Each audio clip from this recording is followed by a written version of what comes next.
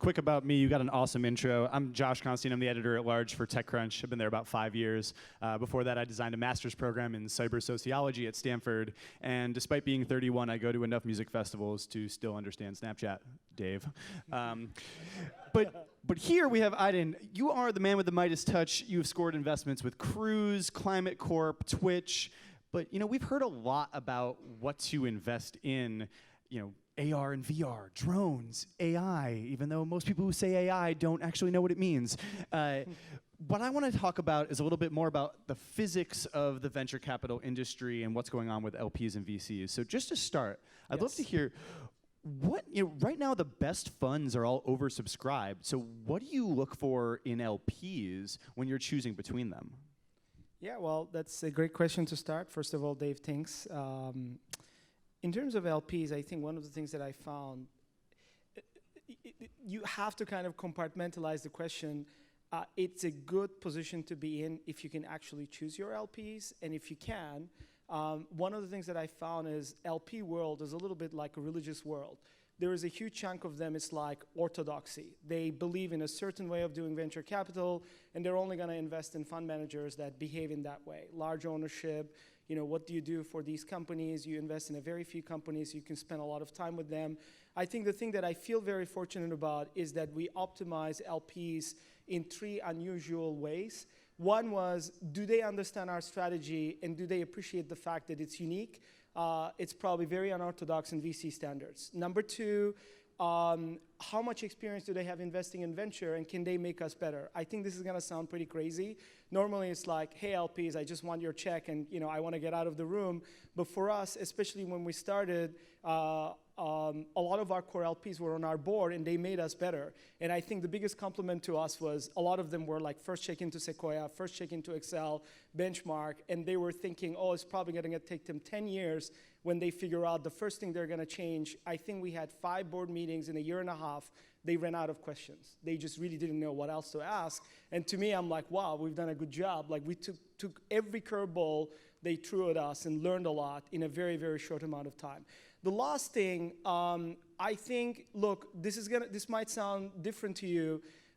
We are a mission-driven VC in the sense that our main goal, obviously, if we don't make money, we won't be in business. But we want to also make sure that if we do make money, that helps people. Like if you go to our website, we have a really cool infographic, and there is a really unusual section in terms of our LPs. How many scholarships do they support? How many Olympic gold medals and other stuff. Notice that there are no like Middle East sheiks in there. There's no like other stuff. It really matters to me that if we're successful, it makes a difference in the world. And so we're also very lucky that we can actually optimize along all these lines. So you mentioned being taught things by your LPs. Like, what's the best thing you've been taught by an LP? They just give us a lot of different,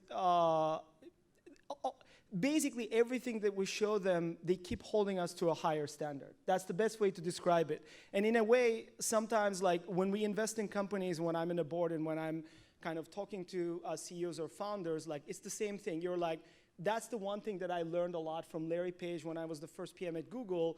He probably just like Steve Jobs, like you come in and you think you're a hero and you've done X. He's like, you've done X. I want to see you do 20X at half the time and at quarter of the resources.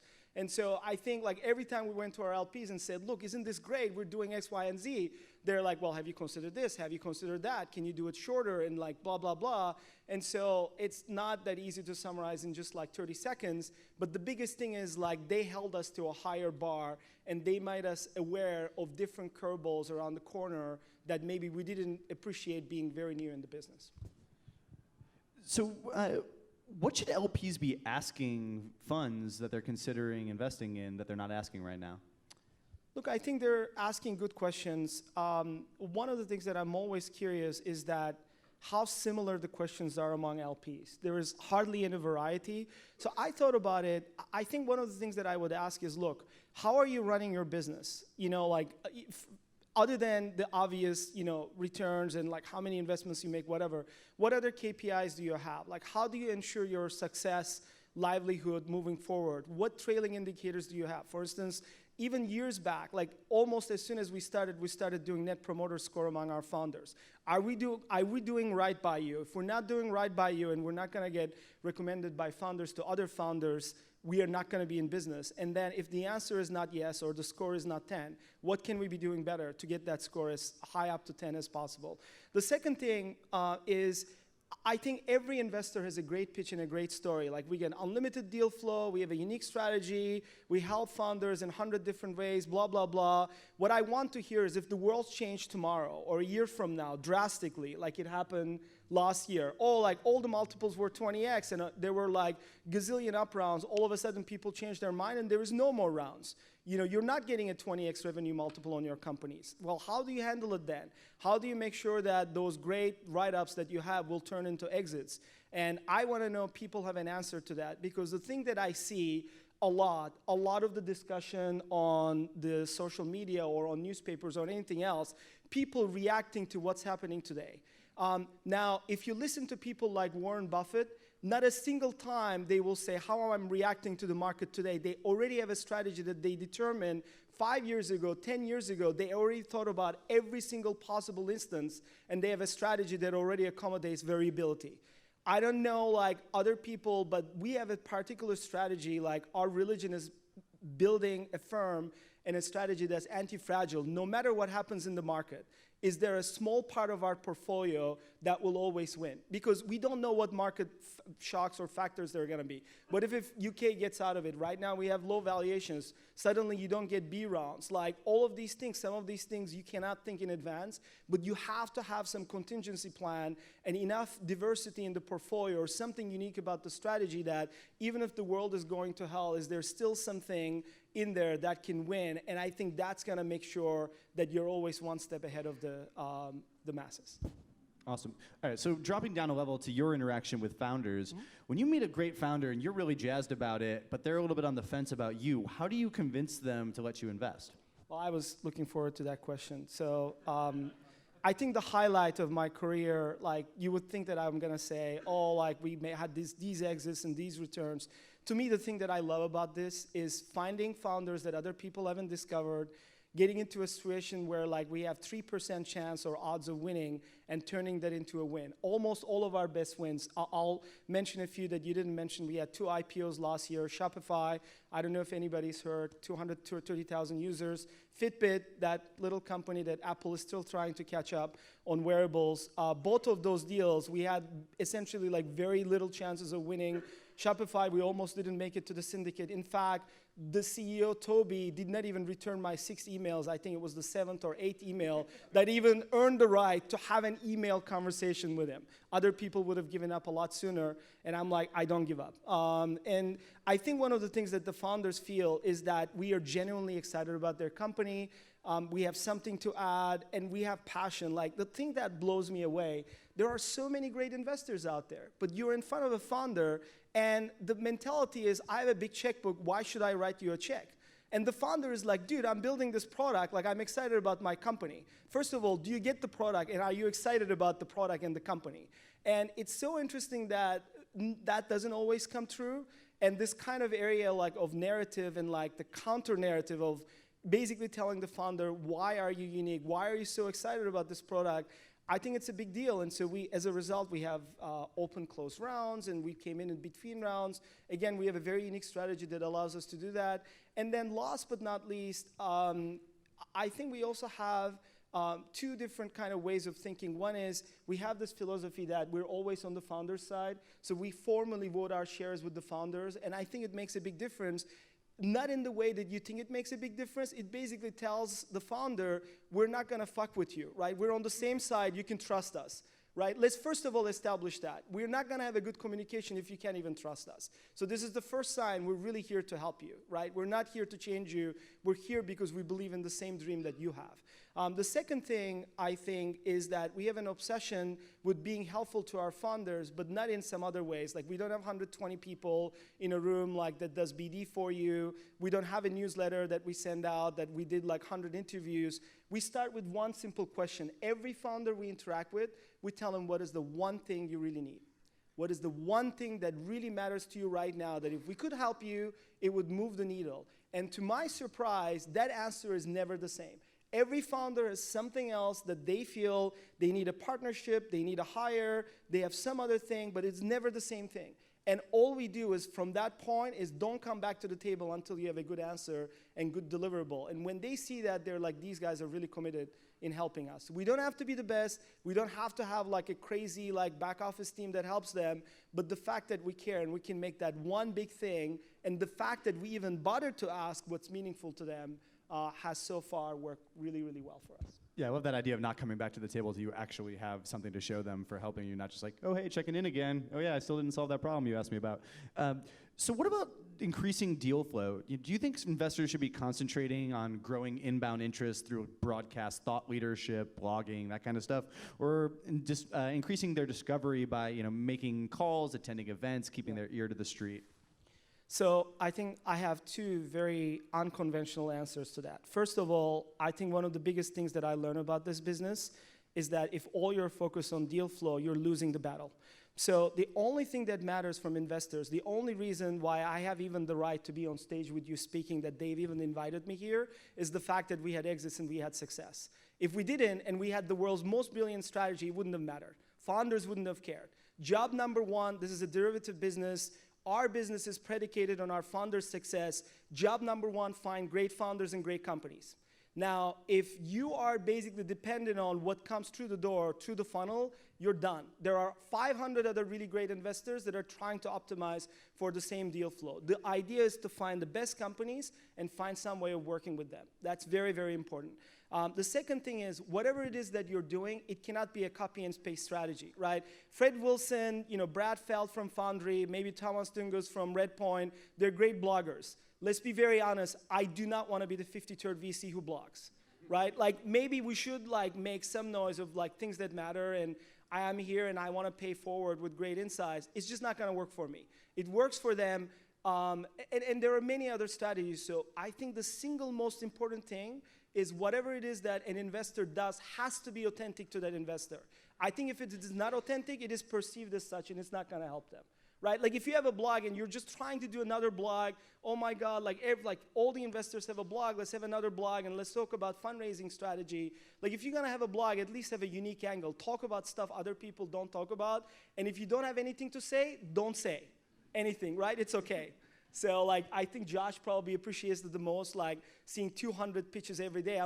He's like, don't freaking bother me unless you have something really unique for me to write about. So for us, I'm like, I'd rather spend that time actually finding those companies and going pursue them, while other people writing blog posts, we're actually closing deals and generating exits, which our LPs seem to appreciate. Well, that was a glowing recommendation for Medium.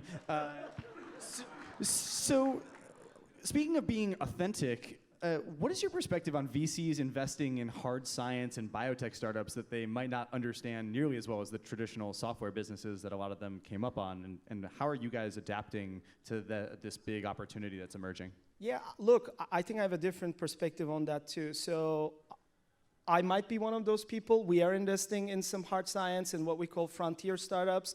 And I think one of the other kind of unconventional insight or secret that I found, when I started in this business, VCs basically looked at me and said, you can't be a VC. You don't have the right background to be a VC. When you look at a lot of the conventional wisdom is, oh, you can only invest in hard science if you have a PhD. You can only invest in hard science if you've been general manager at Genentech. Otherwise, there is no way you can invest in biotech startups. You know what? My background in biotech, zero. I worked at Roche for a year, but that's about it. I read the same other things. But the one thing that I do know is just because you do not have background in an area doesn't mean that you can appreciate the potential.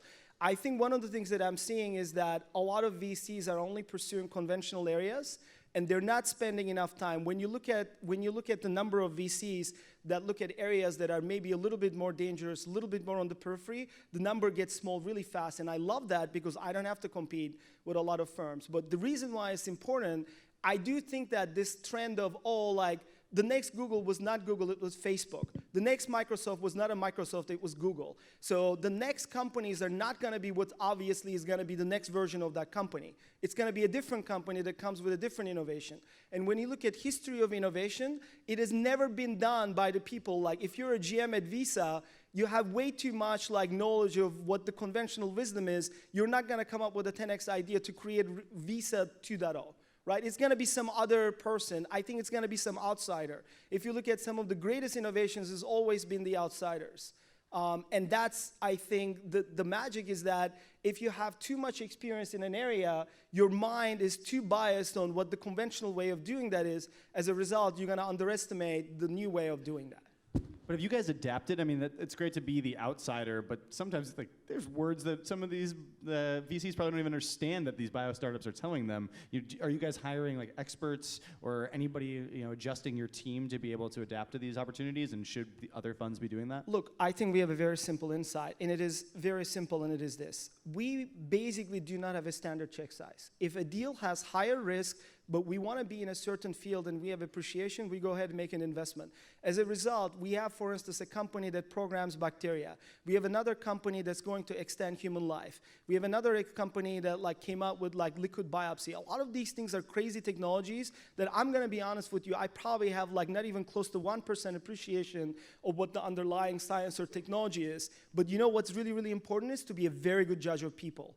If you read people really well and understand their ability to articulate the unique insight, in fact, it's so much better that I'm not a PhD or an expert, because if that founder is really, really good, me not being a PhD or having the background, if they can explain to me why they're going to succeed in that field, I think that's the magic combination of not only are they an expert, but they can also explain it to a layman like me of why they're going to succeed. And I think that's at least one way we filter that. I mean, we can debate until we're blue in the face about how much has the market corrected, what does that really mean? But I want to hear, how has your strategy changed over the last year to adjust to the market? Look, I think our strategy has changed only a little bit tactically, because if things change in the market, for instance, if follow-on rounds become really difficult, you obviously need to spend a little bit more time. But the interesting thing about what we do is how little our core strategy has changed. Right? So originally, the reason why we started expanding into a lot of different verticals, the reason why we have companies in 13 countries and 14 states, is because what's very interesting is a lot of Bay Area companies have density of talent, but the talent is so expensive that they're not cash efficient. It's very, very difficult. Our most cash efficient companies tend to be the ones mostly that are outside of Bay Area. And so I think one of the greatest assets that we have is that we have a good balance that, even with all the difficulty in the market, we've been able to react. Now, one thing I will tell you, we started a new initiative, cross-portfolio benchmarks, and one thing that we found is the highest predictor of success is efficiency with funds. Even companies that we have like Fitbit, that I thought it's a hardware company, no way they can be efficient, they were in the top 10% of our companies in terms of being efficient with cash.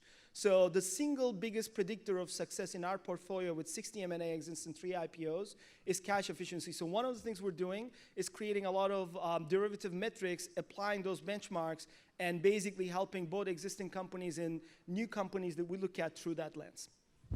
All right, so the last one I just want to ask is, the market is a little bit scary, it's a little bit uneven, it's different than it was before. What are some of the scariest trends that you're seeing amongst founders in this market? Look, I relate to the founders. I'm a founder. We are a venture capital startup, and maybe we're a little more advanced startup at this phase. But the most important thing is, look, you really need to know the KPIs of the business, right? So it's very, very important. What are 2 or 3 different important stats? I think Jason Lemkin had some really good numbers. Don't just track vanity metrics, track key metrics, things that really move the needle. The second thing that I've blown away, board after board, company after company, it doesn't matter how good the company and the product is, just don't run out of money. It's amazing how many people are in denial. At the end of the day, there is no good in being a business. If you have a car and runs out of gas, or if you have an electric car, you run out of electricity. It's not going to matter how good the car looks. It's not going to matter how good of a grade of a car it is. You're not going to get from point A to point B. So I would say it's very, very important to not lose sight of that fact. Awesome. So just to recap some of the awesome insights you've given us, you're looking for LPs that can actually teach you something, hold you to a higher standard. Your value add, what you try to get people, founders to understand, is that you're going to work harder for them. And you're looking to know if the founders are going to recommend you, and that's a great way for VCs to know if they're doing their job, or is actually ask your founders, would they recommend you? And when you actually help them, what that means is asking them the question of what their biggest problem is and how you can help them. And in terms of deal flow, you're saying just to go find it. Don't sit back blogging unless you're an amazing blogger. You have some really special angle. And as much as there are constantly shifting trends and there's always new opportunities, you don't have to be an insider to be able to invest in something. You can be an outsider, and you don't necessarily need a background because oftentimes there's a lot less competition there. What you need to be able to do is judge people. And the efficiency of using funds is critical. So it really, like you said, it doesn't matter how pretty the car is, just don't run out of gas. So thank you very much for teaching us all this. Thank you.